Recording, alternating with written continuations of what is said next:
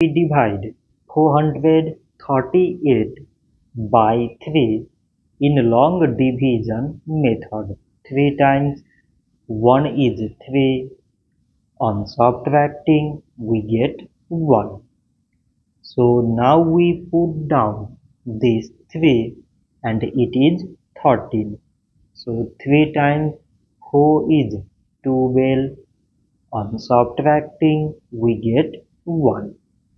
So again we put down this 8 and it is 18. 3 times 6 is 18. On subtracting, we get 0. So 438 divided by 3 is 146. So this much for today and thanks for watching.